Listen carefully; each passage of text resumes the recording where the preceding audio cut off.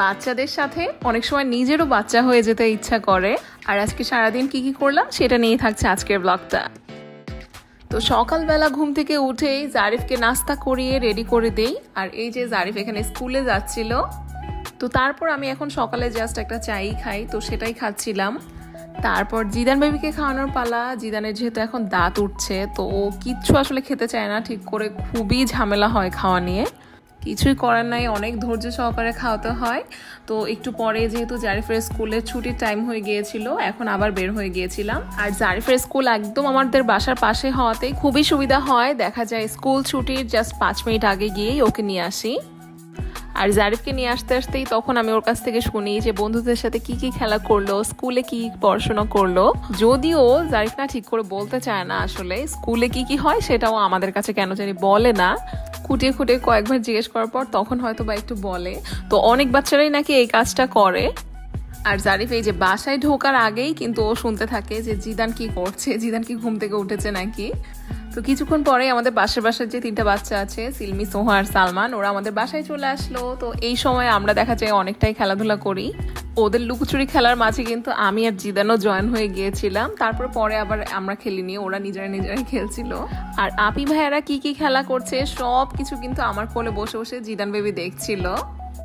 তো বাচ্চাদের এসব খেলাধুলা যখন দেখি তখন আমার ছোটবেলার কথা মনে পড়ে। ছোটকালে দেখা যেত বিকাল হলেই আমরা একদম বাসার নিচে প্রত্যেক দিন খেলা করতে নেমে যেতাম। আর আজান না পড়া পর্যন্ত একদম বাসায় আসতাম না। আজান পড়ার সাথে সাথে সবাই বাসায় চলে আসতাম। তখন এই যে এরকম কানামাছি, কুতকুত, লুকোচুরি, আরো কত রকমের খেলা যে খেলতাম, মানে বলে শেষ করা যাবে না। মাঝে মাঝে বাচ্চাদের খেলাধুলা করতে দেখলে আসলে ওই দিনগুলোর কথা মনে পড়ে। চাইলেও জীবনও সম্ভব না সেই দিনগুলোতে ফিরে যাওয়া।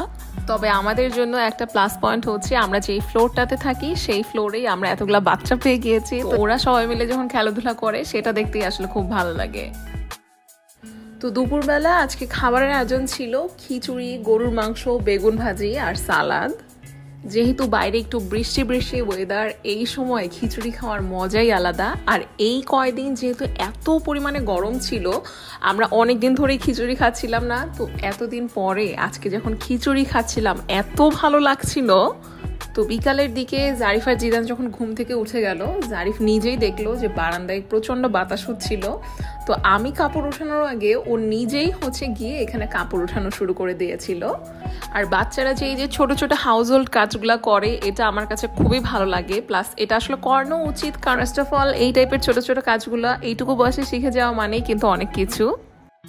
আর সেকেন্ড কথা হচ্ছে, যখনই এই কাজগুলো ও শেষ করতে পারছে, তখন আমি যখন হাততালি দিচ্ছি বা গুড জব এগুলা কিছু বলছি, তখন কিন্তু যে কোনো কাজ ফিনিশ করার একটা কনফিডেন্স ওর মধ্যে তৈরি হচ্ছে।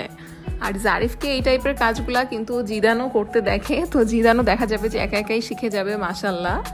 এখানে কিন্তু জারিফ নিজেই খেয়াল করছিল যে বেবি যাতে বারান্দাতে না চলে আসে, এজন্য বারবার বেবির দিকে তাকাচ্ছিল। বাচ্চাদের এসব ছোট ছোট অ্যাক্টিভিটি আমার কাছে মনে হয় আমি সারাদিন ধরে দেখতে পারবো, আমার কোনো রকমের কোনো ক্লান্তি হবে না।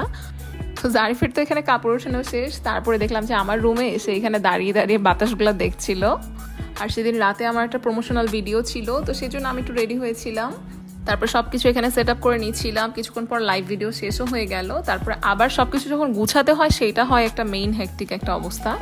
আর লাইভ শেষ হওয়ার পরে দেখো জিদান এসে আমার ট্রাইপডের নিচে সে যে কি করছিল এখানে। তো আজকের ভিডিওটা কিন্তু এ পর্যন্তই রাখছি। দেখা হবে ইনশাল্লাহ নেক্সট ভিডিওতে। ততদিনের জন্য আল্লাহ হাফেজ।